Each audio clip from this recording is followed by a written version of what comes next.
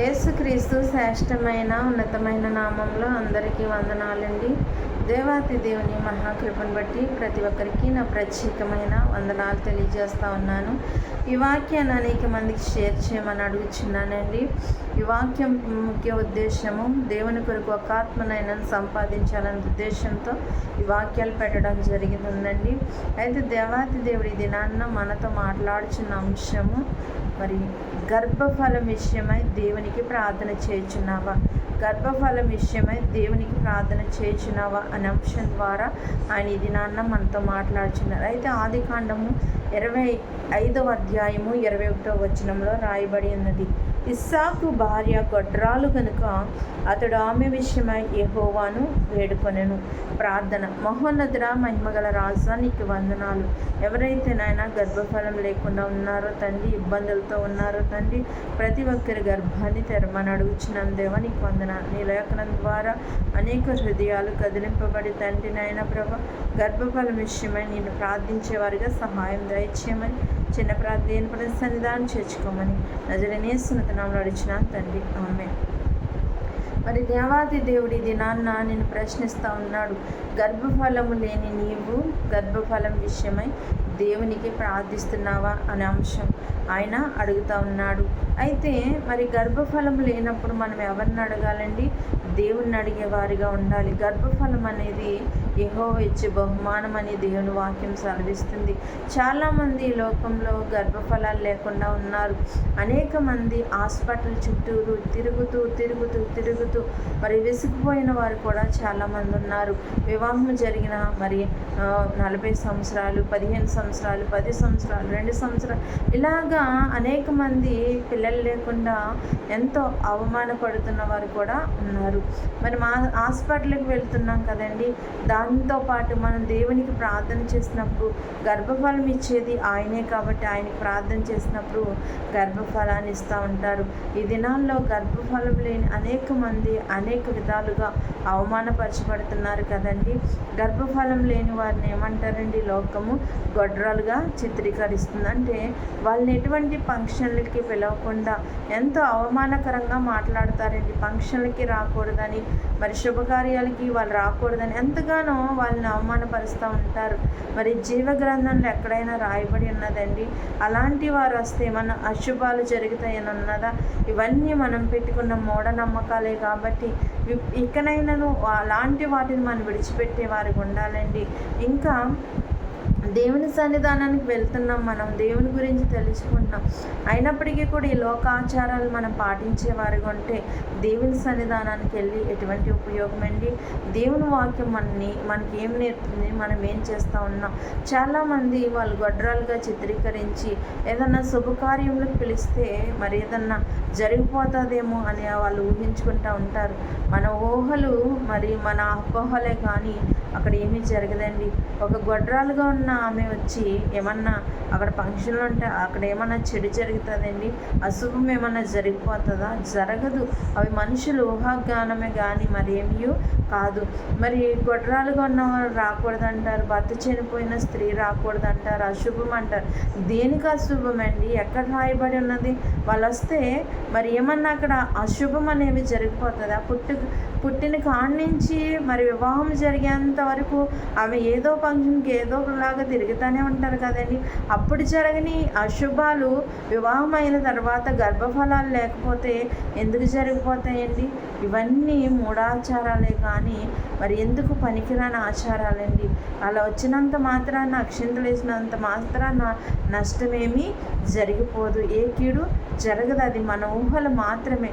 ఒకవేళ అలాంటి స్థితిలో ఇంకాను ఈ లోకంలో మరి చూస్తామంటే గొడ్రాలుగా ఉన్న వాళ్ళని మరి భర్త చనిపోయిన వాళ్ళని అవమానకరంగా ఎవరైనా చూస్తామంటే 2 చేతులెత్తి జోడిస్తున్నానండి.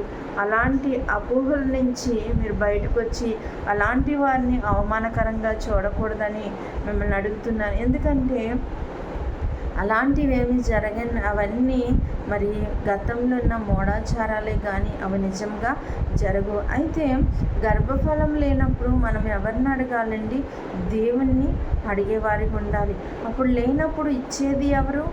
దేవుడు గర్భఫలాన్ని ఇస్తాడు. అలానే ఒక వ్యక్తి వేడుకుంటూ ఉన్నాడు దేవుణ్ణి, ఎవరంటే ఇస్సాకు అండి. ఇస్సాకు ఈయన ఎవరంటే అబ్రహాం యొక్క కుమారుడైన ఇస్సాకు మరి వివాహం జరిగినప్పటికీ ఆయనకి ఎన్ని సంవత్సరాలు అంటే అండి 40 సంవత్సరాలు అంట. మరి ఆ సమయమందు మరి వివాహం చేసుకున్నారండి. ఎవరు?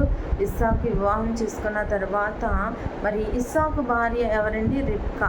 అయితే వీళ్ళు గర్భఫలం లేకుండా ఉన్నారనమాట. గర్భఫలం లేకుండా ఉంటే ఎంత అవమానాలు పడతారు కదండి, ఎంత బాధ వేదన అనుభవిస్తూ ఉంటారు. మరి పెళ్ళై 10 సంవత్సరాలైనా లేకపోతే 20 సంవత్సరాలు 30 సంవత్సరాలు ఇలాగూ చాలా సంవత్సరాల వరకు మరి గర్భఫలం లేకుండా ఉన్నవారు చాలామంది ఉంటారు. కాబట్టి చాలా అవమానాలకి గురవుతారు. అప్పుడు మరి ప్రార్థన చేస్తారండి. ఇస్సాకు గారు ప్రార్థన చేస్తారు. ఎవరికి చేస్తూ ఉన్నాడు? దేవునికి ప్రార్థన చేస్తూ ఉన్నాడు. తన భార్య పక్షాన ప్రార్థన చేస్తూ ఉన్నాడు. ఏం కావాలని? గర్భఫలం కావాలని. అలానే మరి నువ్వు గర్భఫలం కావాలని నువ్వు దేవునికి ప్రార్థన చేస్తూ ఉన్నావా?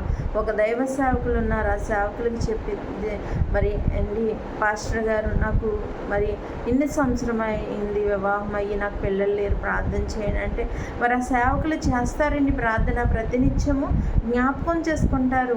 మరి జ్ఞాపకం చేసుకొని ప్రార్థన చేస్తే నీకు గర్భఫలం వస్తుందంటే రాదు. ఎందుకంటే నీలో విశ్వాసం ఉండి నీవు కూడా ఆ విశ్వాసంతో ఎప్పుడైతే ప్రార్థన చేస్తావో అప్పుడు దేవుడు నీ గర్భాన్ని తెరుస్తాడు. పాస్టర్ గారి విశ్వాసంతో ప్రార్థన చేస్తే ఏ కార్యము మన పట్ల జరగదు, కానీ మనము కూడా ఆయనతో పాటు ఏకీభవించి విశ్వాసంతో ప్రార్థన చేసినప్పుడే గొప్ప కార్యములు మన కుటుంబంలో జరుగుతాయి. గర్భఫలమైనా మరి ఏదైనా కూడా మరి మన విశ్వాసాన్ని బట్టే, మన ప్రార్థన జీవితాన్ని బట్టే ఏదైనా జరుగుతుంది. అయితే ఆయన ఇక్కడ ప్రార్థన చేశారండి. ఇక్కడ ఇస్సాకు భార్య గొడ్రాళ్ళు గనుక ఆమె విషయమై యెహోవాను వేడుకొనెను. యెహోవా అతని ప్రార్థన వినెను గనుక అతని భార్య అయిన రిబ్కా గర్భవతి అయిను. మరి దేవుడు ఎవరి ప్రార్థన విన్నారండి? ఇస్సాకు ప్రార్థన విన్నాడు దేవుడు. ఇస్సాకు ప్రార్థన విని వాళ్ళకి రిబ్కా గారి గర్భాన్ని తెరిచాడు దేవుడు. మరి అలాంటి దేవుడు అండి. నీ ప్రార్థన నా ప్రార్థన ఏంటండి? మరి ఇస్సాకు గారి ప్రార్థన ఆలకించిన దేవుడు. ఇస్సాకు ఏ విధంగా విశ్వాసంతో ప్రార్థన చేశాడు కాబట్టి ఆ విశ్వాసంతోనే మరి అతని భార్య విషయం అతడు అడిగాడు కాబట్టి గర్భఫలాన్ని అనేది దేవుడు ఇచ్చాడు. ఇక్కడ జవాబు కూడా ఉన్నదండి. మరి ఇస్సాకు దేవుణ్ణి వేడుకొనెను. వేడుకన ఆ యొక్క ప్రార్థనని ఎవరున్నారని దేవుడు విని గొడ్రాలుగా ఉన్న రిబ్కా గర్భాన్ని దేవుడు తెరిచినట్లుగా చూస్తూ ఉంటాం. అంటే గర్భఫలం ఎవరిచ్చి బహుమానం అండి? యెహోవా ఇచ్చి బహుమానం. యెహోవా గర్భఫలము ఇవ్వకపోతే మరి గర్భఫలం అనేది కలుగుతుందండి? కలగదు. నువ్వు ఒక డాక్టర్ దగ్గరికి వెళ్ళి లేకపోతే ఎన్నో సంవత్సరాలుగా డాక్టర్ దగ్గరికి వెళ్ళి తిరుగు, డాక్టర్ల వల్ల మరి అది సాధ్యపడుతుందంటే సాధ్యపడదండి. మరి వాళ్ళ ద్వారా సాధ్యపడుతుందంటే ఆ జ్ఞానం ఇచ్చింది ఎవరండి? వాళ్ళకి దేవుడే కదా.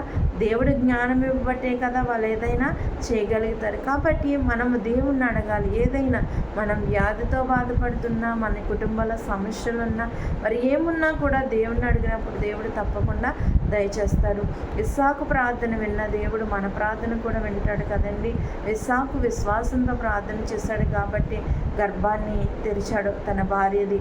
అలానే మనము విశ్వాసంతో మన కుటుంబ సభ్యులు కానీ మరి ఆ గర్భఫలం లేకుండా బాధపడుతున్న ఆ వ్యక్తి కానీ విశ్వాసంతో ప్రార్థన చేసుకున్నప్పుడు దేవుడు గర్భఫలాన్ని ఇస్తాడు. కాబట్టి అలాంటి రీతిగా ప్రార్థన జీవితాన్ని కలిగి, దేవా నాకు గర్భఫలం లేదు నాకు ఇవ్వని ప్రార్థన జీవితాన్ని కలిగి ఉండాలని మరి ఈ యొక్క చిన్న వాక్యం ద్వారా మరి దేవుడు మనకి ఏ విధంగా గర్భఫలం ఇస్తాడంటే మనము ఆయన్ని అడగాలి.